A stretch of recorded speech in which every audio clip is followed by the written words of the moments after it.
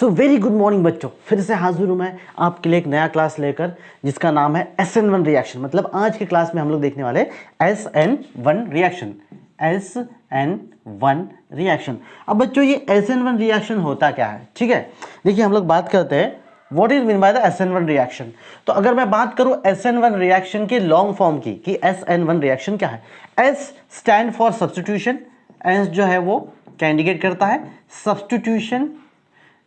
Then N stands for, जो N है वो स्टैंड करता है, वो बताता है न्यूक्लियोफिलिक। न्यूक्लियोफिलिक पता है ना, न्यूक्लियस लविंग। जहां पर पॉजिटिव चार्ज है, मतलब न्यूक्लियस के जैसा बीच में पॉजिटिव चार्ज होता है, न्यूक्लियस में क्या होता है, पॉजिटिव चार्ज। तो जहां पर इलेक्ट्रॉन की क्या है, डेफिशिएंसी है, जहां पर इलेक्ट्रॉन के डेफिशिएंसी है वहां पे अटैक करते हैं कौन, ये न्यूक्लियोफाइल, मतलब negatively charge particle. Negatively charge particle जो है वो होते हैं, क्या होते हैं, वो होते हैं न्यूक्लियोफाइल। ठीक है, सो वन का मतलब क्या होता है, वन का मतलब होता है यूनिमोलिकुलर। मतलब क्या है, ये जो रिएक्शन है उसका जो रेट है, रेट ऑफ रिएक्शन किसी एक सबस्ट्रेट पे या फिर किसी एक कंपाउंड पे डिपेंड करेगा। Rate of reaction is dependent on one reactant, उसको हम लोग क्या कहेंगे, SN1 रिएक्शन।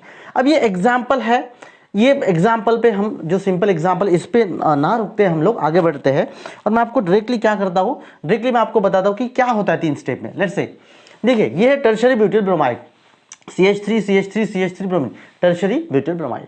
होता क्या है इन स्टेप 1 में, देखो मैं आपको बेटा बच्चों मैं आपको 3 स्टेप में बताने वाला हूँ। एक्चुअली 2 स्टेप में दिखाते हैं, बहुत से बुक में 2 स्टेप में है, बट मैं आपको 3 स्टेप में बताने वाला हूँ कि एक्चुअली प्रोसेस होता कैसे है। देखिए टर्शियरी ब्यूटाइल ब्रोमाइड, इसमें से क्या होगा, bromine is a leaving group.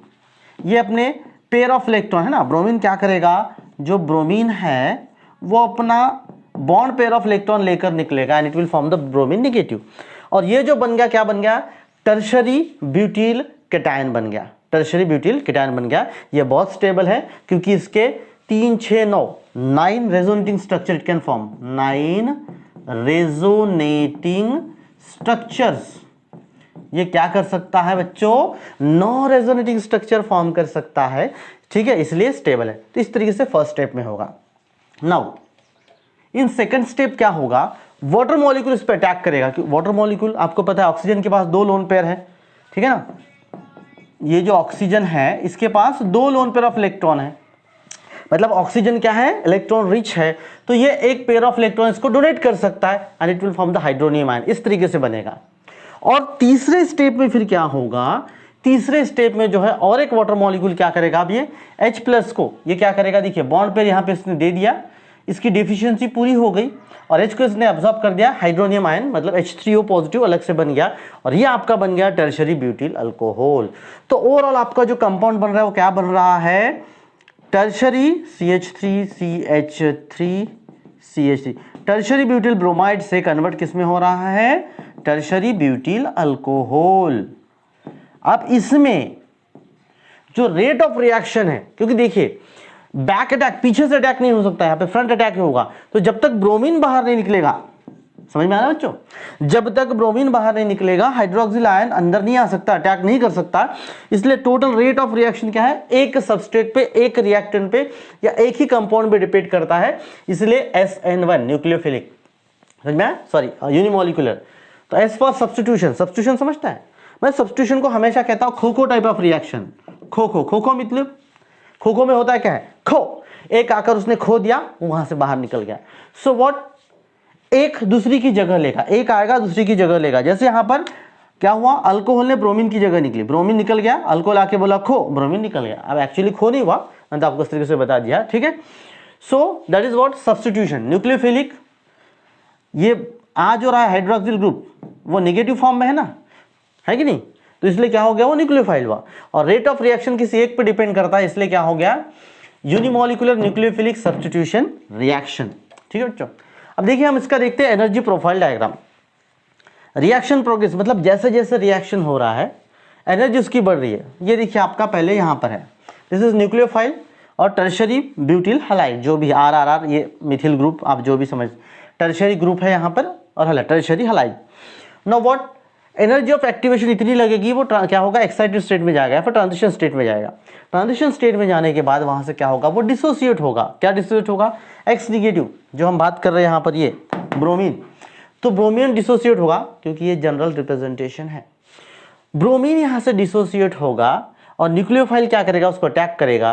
तो न्यूक्लियोफाइल यहाँ पे अटैच हो गया, सेकंड ट्रांजिशन स्टेट, उसके बाद ये प्रोडक्ट, और जो लिविंग ग्रुप है ब्रोमीन या जो भी है यहाँ पर हलाइड, हैलोजन, ब्रोमीन, क्लोरीन या जो भी है, उसका भी एक्चुअली ये ब्रोमीन आइडियन है, क्लोरीन भी उतना नहीं है और आयोडीन और फ्लोरीन भी उतना नहीं है। क्यों, हम बाद में देखेंगे वो, ठीक है, फिलहाल अभी हमें यही देखना है।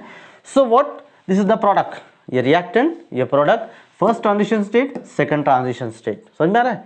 तो ये क्या है, इससे ये ज़्यादा स्टेबल है। क्यों, क्योंकि एनर्जी जो है, इतनी एनर्जी वो रिलीज कर रहा है, समझ में आ रहा है, इतनी एनर्जी वो क्या कर रहा है, एंथैल्पी जो है वो रिलीज कर रहा है। सो इस तरीके से हम लोग क्या कर सकते हैं, एनर्जी प्रोफाइल डायग्राम हम लोग बच्चों ड्रॉ कर सकते हैं, ठीक है। SN1 रिएक्शन, जिसमें SN1 रिएक्शन में जो रेट डिटरमाइनिंग स्टेप एक ही होता है। अब देखिए, हम पहले मैं आपको बता दूं, S का मतलब क्या होता है, substitution, S for substitution, N for nucleophilic, आपको पता है, और 1 मतलब क्या है कि जो rate of reaction single molecule पे, और वो रेट डिटरमाइनिंग स्टेप है। तो देखिए, ये आपका टर्शियरी हैलो अल्केन, ठीक है, ये आपका हैलोजन और ये टर्शियरी आपका ग्रुप है, ठीक है। नाउ क्या होता है, बल्कियर ग्रुप जब इसको अटैच हो जाते हैं, ठीक है ना, इसको बल्कियर ग्रुप अटैच किया, अब टर्शियरी ब्यूटिल हलाइड वगैरह जो भी है, टर्शियरी हैलो अल्केन बन गया। अब ये बल्कि बन गया, देखिए CH3 CH3 CH3, 3 डायमेंशनल में आपको व्यू बता रहा हूँ, ठीक है। तो ये बल्कि ग्रुप जो है, बैक अटैक इसको क्या करते हैं, देखिए बल्कि है तो बैक अटैक ये अलाउ नहीं करते, समझ में आ रहा है बच्चों, बैक अटैक जो है वो पॉसिबल नहीं होता है। क्या होता है, इस अगर हैलोजन को निकालना है आपको, क्लोरीन या ब्रोमीन को, सो फ्रंट अटैक ही पॉसिबल है। क्या होगा, फ्रंट अटैक ही पॉसिबल है, समझ में आ रहा है।